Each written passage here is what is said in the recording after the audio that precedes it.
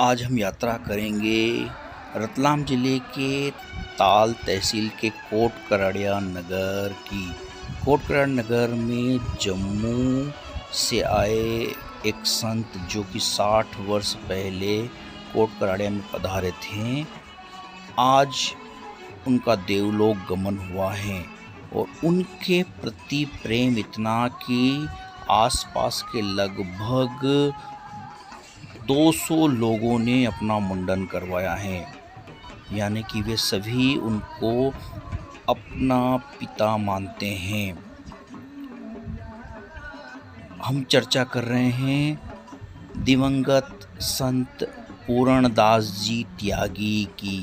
पूर्णदास जी त्यागी का यह आश्रम कोट कराड़िया में ताल से लगभग 6 किलोमीटर की दूरी पर स्थित है। ताल हॉस्पिटल के पीछे से मरमिया खेड़ी होकर के अंदर की ओर चंबल के किनारे यह आश्रम स्थित है। जिस समय बाबा जी कोट कराड़िया में आए थे उस समय कोट कराड़िया में या तो साइकिल या पैदल या मोटरसाइकिल से जाना होता था, इतना दुर्गम स्थल। लेकिन कोट कराड़िया को अपनी तपोभूमि हेतु त्यागी जी महाराज ने इसलिए चुना क्योंकि यहाँ पर चंबल नदी पास में बहती है। दूसरी ओर वटवाड़िया का पवित्र आश्रम खेमदास जी महाराज का स्थित है। पूर्णदास जी महाराज बताते थे कि जब वे नर्मदा परिक्रमा करने के पश्चात रेल से यात्रा कर रहे थे तो किसी के निमंत्रण पर उन्हें और कहीं जाना था, लेकिन वे भटकते हुए नागदा से ताजखेड़ा होते हुए कोट कराड़िया आ गए। कोट कराड़िया पर चंबल नदी का तट और यहाँ के लोग ऐसे भाए कि वे यहीं के बनकर रह गए। त्यागी जी महाराज बताते थे कि प्रत्येक गृहस्थ को लगभग 5 बजे ब्रह्म मुहूर्त में उठ करके अपने गुरु मंत्र का जप अवश्य करना चाहिए। वर्ष में 2 बार गीता का पाठ करके हवन करना अनिवार्य है।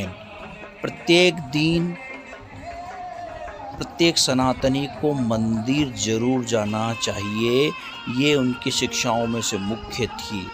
जब भी कोई परेशान व्यक्ति उनके पास जाता था तब वे उनको यही शिक्षा देते थे कि कलयुग में अगर आपको दुखों से पार पाना है तो आप अपने मंत्र का गुरु मंत्र का जप अवश्य करें। या तो गुरु मंत्र का जप करें या यदि आपने गुरु मंत्र नहीं लिया है तो राम नाम या भगवान शिव का नाम जपें। यही आपको कलयुग में दारुण दुखों से बचाएगा।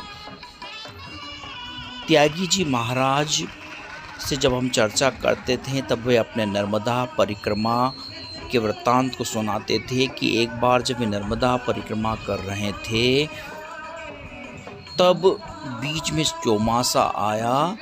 चौमासे में नर्मदा परिक्रमा बंद रहती है। किसी एक स्थान पर किसी एक बस्ती के पास रुक कर के भिक्षा मांग कर के पूरे चौमासे में संतों को रहना होता है। लेकिन पूर्णदास जी त्यागी महाराज बताते हैं कि मैंने तो कभी भिक्षा मांगी नहीं थी और ना मैं भिक्षा मांगूंगा। अचानक कुछ दूर आश्रम पर से के सामने से गुजरते हैं तो एक संत उन्हें कहते हैं कि आप चौमासे में कहाँ रुकोगे, कि जैसी नर्मदा मैया की इच्छा। तब उन संत जी ने बोला कि आप पूरे 4 माह इसी आश्रम पर रुकिए, यहाँ पर पूरे 4 माह का खाद्यान्न भोजन इत्यादि की व्यवस्था की हुई है। इस प्रकार माँ नर्मदा ने उनको भिक्षा मांगने से बचाया। वे बताते हैं कि जब वे किसी एक ओघड़ संत के साथ ठहरे हुए थे, तब एक गृहस्थ अपनी पत्नी के साथ उनका आशीर्वाद लेने के लिए आए, लेकिन ओघड़ संत ने पुरुष को तो आशीर्वाद दिया, लेकिन महिला के एक लात की मार दी। तब उस पुरुष को अचानक क्रोध आया कि इन संत ने मेरी पत्नी को लात की मारी है। तब उसने अपनी पिस्तौल निकाल करके उन पर फायर किया, लेकिन जब ट्रिगर दबाया तब ओघड़ संत जी के ऊपर फायर नहीं हुआ। तब ओघड़ संत जी ने उस व्यक्ति से पिस्तौल ली और बोला कि लाओ, मैं चलाता हूँ, और उन्होंने हवा में फायर किया और बताया कि ऐसे चलती हैं यह पिस्तौल। तब वह गृहस्थ उनके चरणों में गिर गया। बाबा जी ओघड़ संत ने बताया कि इसके जो पुराने जन्म के पापों को नष्ट करने के लिए मैंने पैर से लात मारी थी।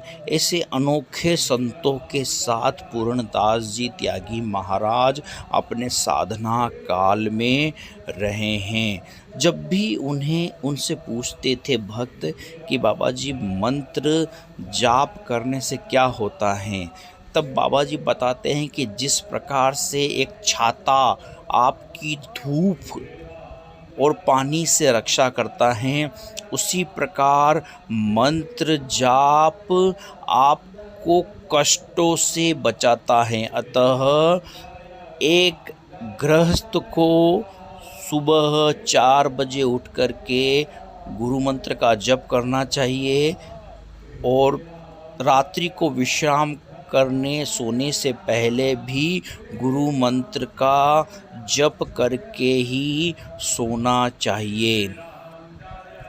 पूर्णदास जी महाराज बताते थे उनकी शिक्षाओं में से मुख्य यह था कि आपको पर्व के समय अधिक से अधिक मंत्र का जप करना चाहिए, मंदिरों पर दर्शन करना चाहिए।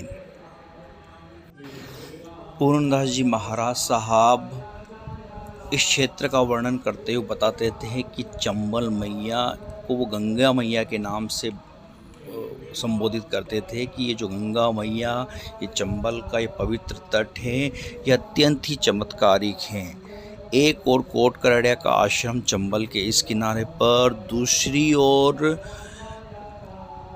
बटवाड़िया हनुमान जी का मंदिर, जहाँ पर खेमदास जी महाराज नाम के पवित्र संत निवास करते थे। इसी आश्रम के पास में एक रुंडी घाट, जहाँ पर कई संतों ने तप किया है। चंबल के किनारे पर ही एक और संत पागल बाबा जी ने भी कुछ समय निवास किया है और यहाँ पर पागल बाबा जी का एक विशाल आश्रम स्थापित है। प्राचीन काल में बताते हैं कि यहीं पर लगभग 60 वर्ष पहले एक ओघड़ संत भी हुआ करते थे, जिनके चमत्कारों के किस्से ताल आलोट में सुनाए जाते हैं। त्यागी जी महाराज अपने भक्तों को प्रवचन करते हुए कहते थे कि तुम्हें धर्म का पालन करते हुए तर्क को अलग रख देना चाहिए। धर्म तर्क वितर्क की वस्तु नहीं है, उसका तो केवल तुम्हें प्रेम पूर्वक पालन करना है। त्यागी महाराज जी संदेश देते थे कि वैसे तो हमें वर्ष भर ही प्रतिक्षण भगवान के नाम का स्मरण करना चाहिए, लेकिन पर्व के समय एकादशी, पूर्णिमा, शनिवार, मंगलवार, सोमवार, गुरु पूर्णिमा, शिवरात्रि, प्रदोष, इन पर्वों पर मंत्र जाप करने का विशेष महत्व बताया गया है। त्यागी जी महाराज के अनुसार नदी के तट पर स्थित मंदिरों में जप करने से विशेष लाभ मिलता है।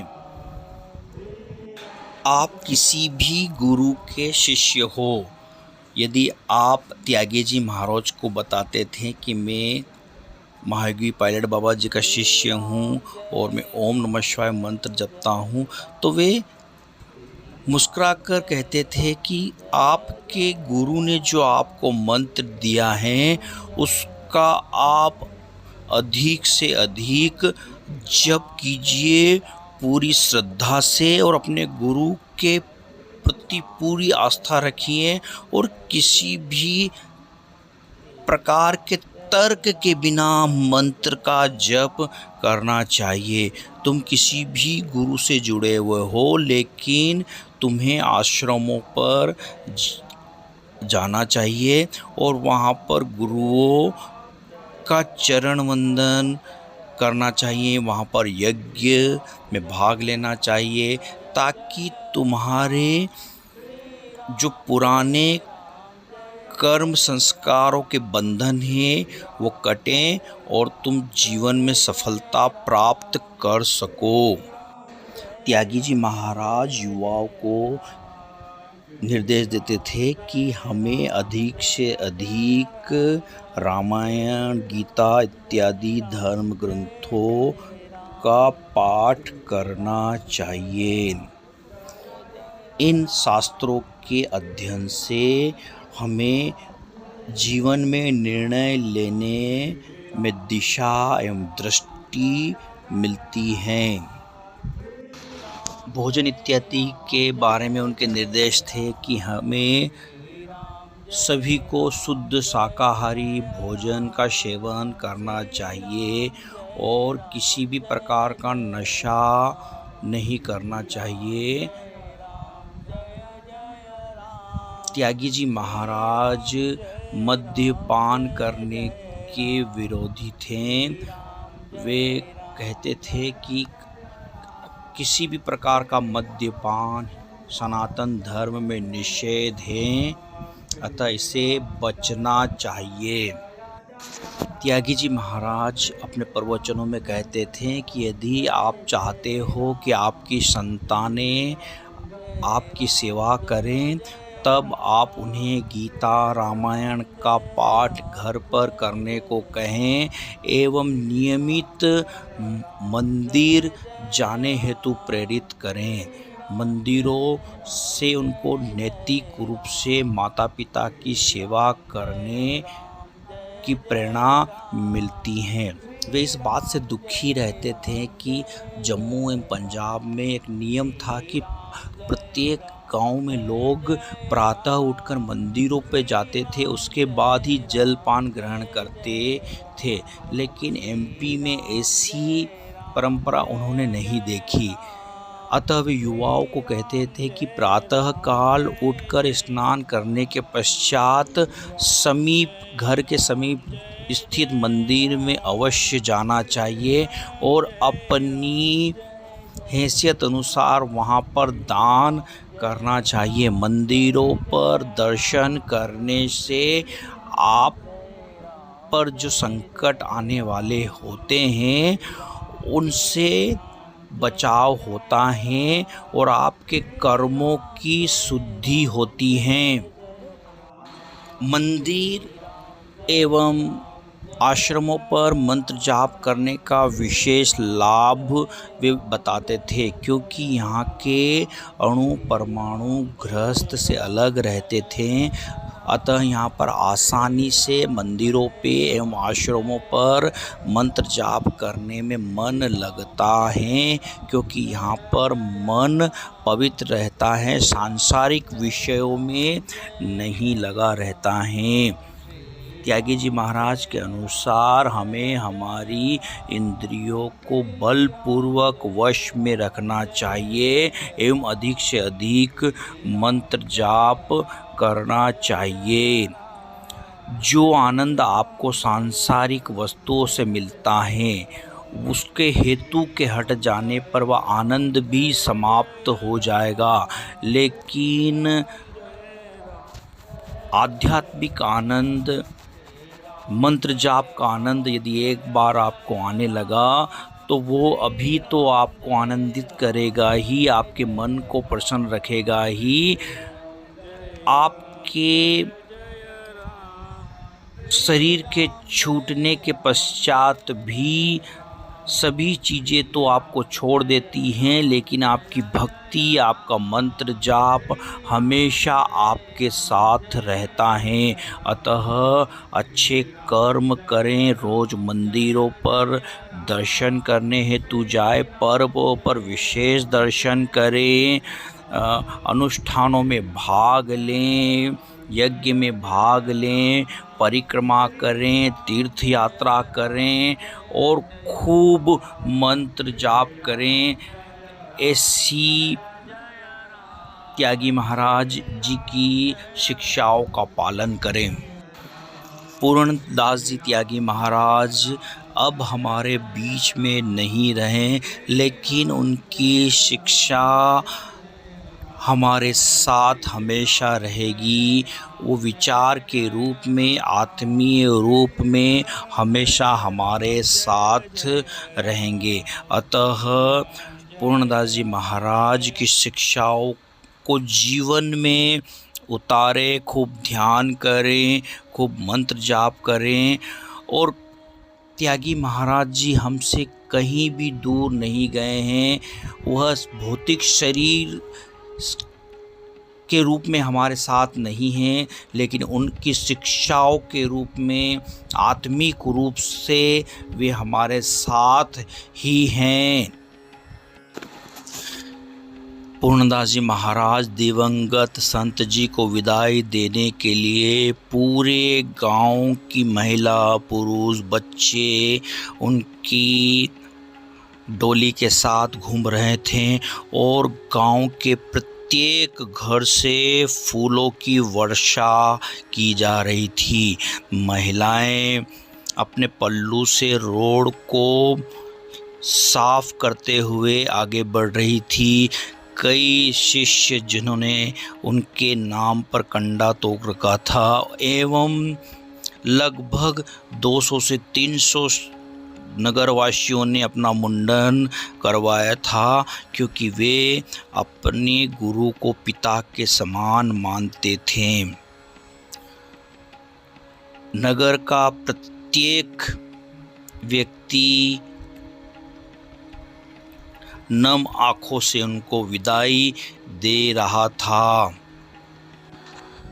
60 वर्ष पूर्व आए महान संत पूर्णदास जी त्यागी महाराज जी ने छोटे से नगर कोट कराड़िया को एक तीर्थ स्थान बना दिया है। यहाँ पर दूर दूर से लोग पूर्णदास जी महाराज के आश्रम पर दर्शनों हेतु आते हैं और गुरु मंत्र का जप करते हैं। ओम नमः शिवाय, ओम नमः शिवाय, ओम नमः शिवाय। श्री राम जय जय राम, श्री राम जय राम, श्री राम जय राम, श्री राम आप देखते हैं कि बसंत का शास्त्रों ने कहा है कि संत का आना है, बसंत का आना है।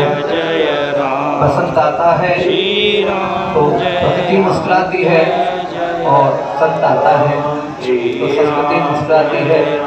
ये इस क्षेत्र के लिए बहुत बड़ी क्षति है, क्योंकि यहाँ पर जितने भी लोग बैठे हुए हैं, विराजित हैं, कहीं न कहीं गुरुदेव से बहुत ही तरह से जुड़े हैं। मैं बहुत छोटा था तब से शासन में मेरा आना है। महाराज जी की सानिध्य में मैं बड़ा भी हुआ।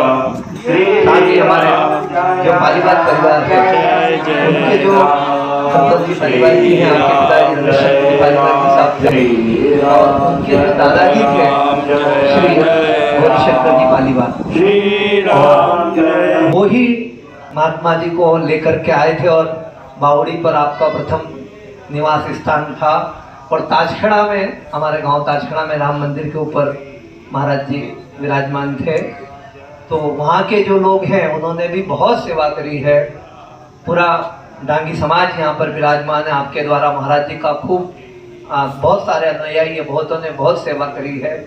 और आज सभी के लिए ये आज दुख का समय है कि ऐसे तपोमूर्ति हमारे क्षेत्र से चली गई है, लेकिन हमें सुख का भी अनुभव है कि महाराज जी जाते जाते हमारे बीच में ऐसी तपोमूर्ति आज विराजमान है।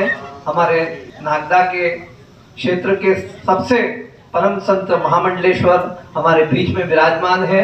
और मैं महाराज श्री से ये आशीर्वाद चाहूँगा कि आपका ही हृदय से हमारे ऊपर आशीर्वाद बना रहे और समय समय पे हमें आगे का रास्ता आप दिखाएं और ज्ञान मार्ग की ओर प्रवृत्त करें। जय श्री कृष्ण, जय श्री राधे। अब मैं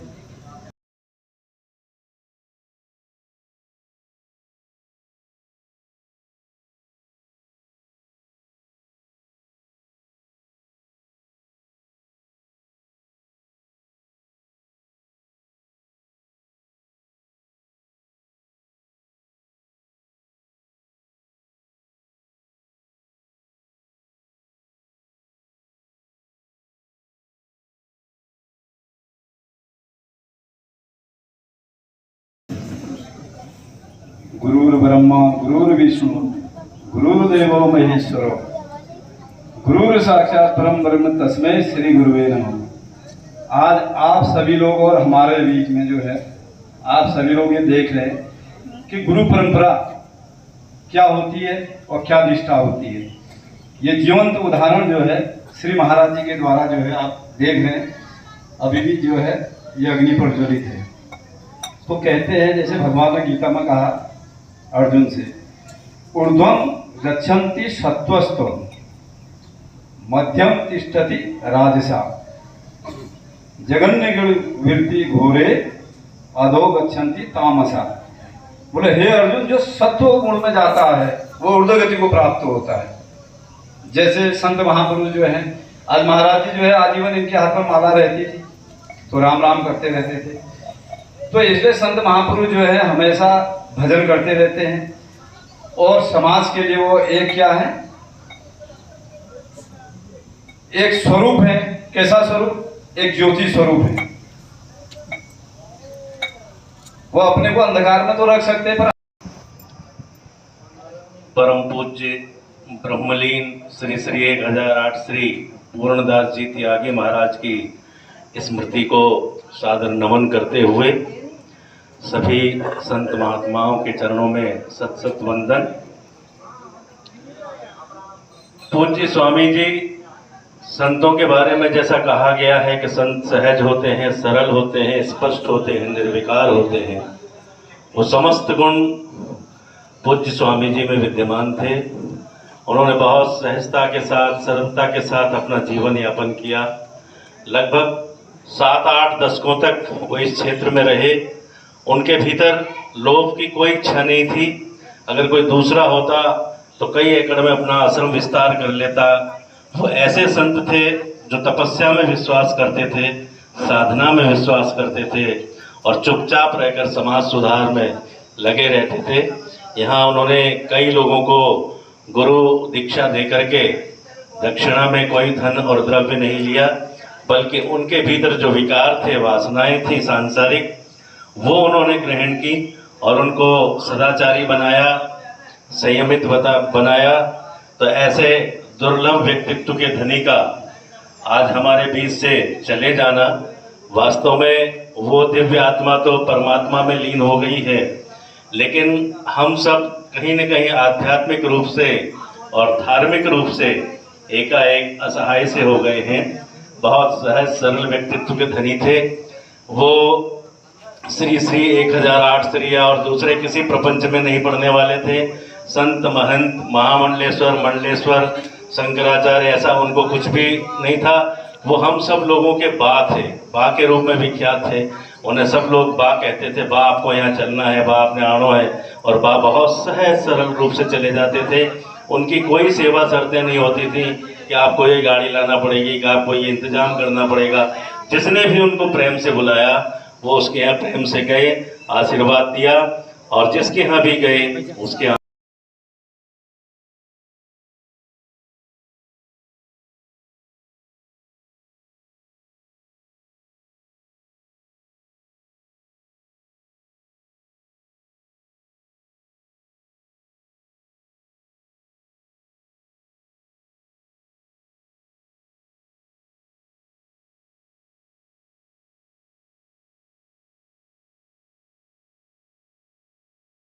मधुसूदन दास जी त्यागी जी महाराज जी से मैं विनम्र आग्रह करूंगा कि आप पधारें और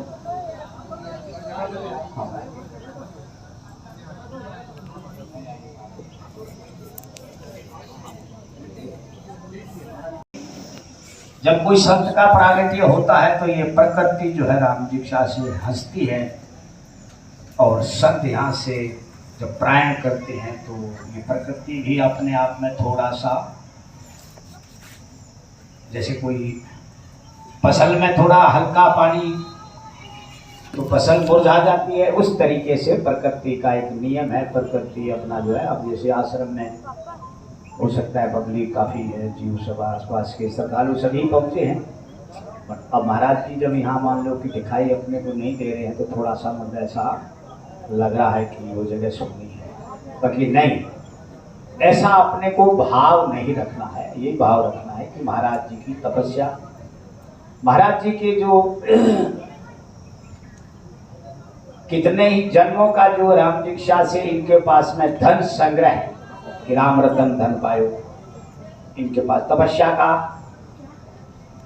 और भजन का, भगवान के नाम का स्मरण करते करते अथा इनके पास में जो है राम दीक्षा से भजन संग्रह हो गया है। वो भजन रूप में भगवान जो है राम दीक्षा से महाराज जी हैं अपने पास में, और ऐसा भाव रखते हुए अपने को संतों में भाव रखना है कि नहीं महाराज जी का ही रूप है, कि महाराज जी का ही जो है राम स्वरूप है, ऐसा भाव रखना है। संत हमारी आत्मा हम संतों की दे, संतों में ऐसे बसे जैसे बादल में नहीं। अभी थोड़ा अरविंद बोलेंगे। अब आगे मैं प्रार्थना करूंगा बड़बड़िया वाले भी